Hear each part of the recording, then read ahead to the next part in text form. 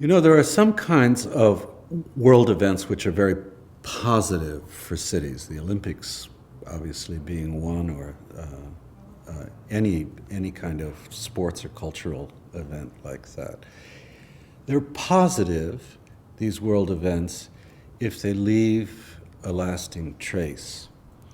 If we look at the Athens Olympics, sadly, this was not, it was a world event for Athens, but Athens didn't wind up much with it the moment the games stopped.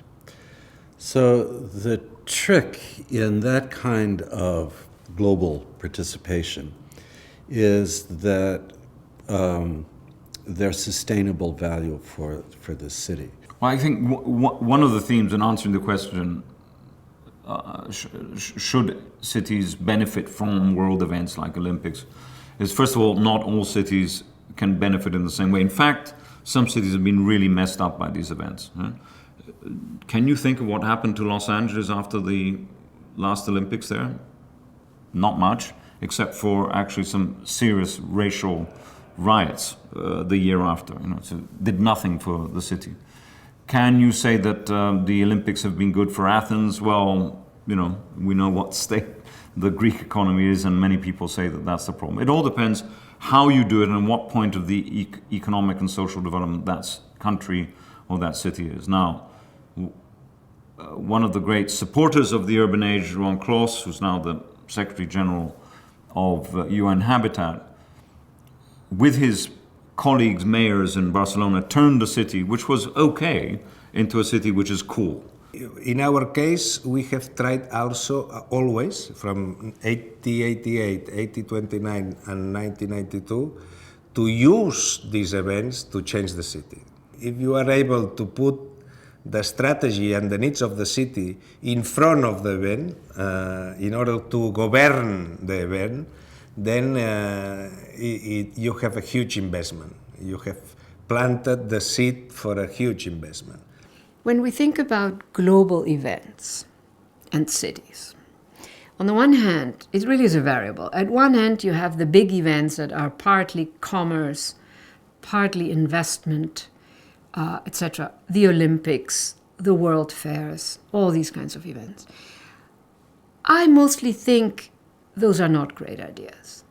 I only think the Olympics and World Fairs are worthwhile when they actually use the event to achieve a goal that is far more complex and far more important for the city than the event itself.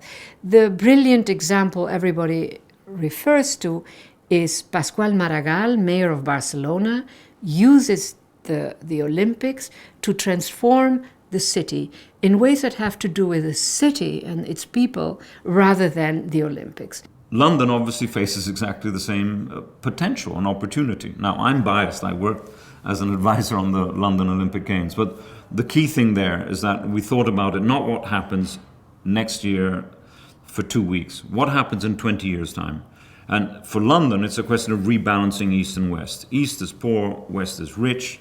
East doesn't have health, sports, and other facilities. West does. East has not had investment of all sorts of things, including public transport, for a long time. And what better thing to do than invest £9.3 billion of public money in an area which has suffered for so long? So if you design it, and this is where architecture and planning comes in a strong way, if you design it in a way that it doesn't become an enclave, i.e. Canary Wharf, right, which for me is the opposite of what you should do, and I think the master plan for the London Olympics has not been designed that way. If you design it as a piece of normal London, I think over time it really will help. So it all depends how you design it, what the city actually needs, and what it does to the economy of the place, but also the cultural economy rather than just financial economy.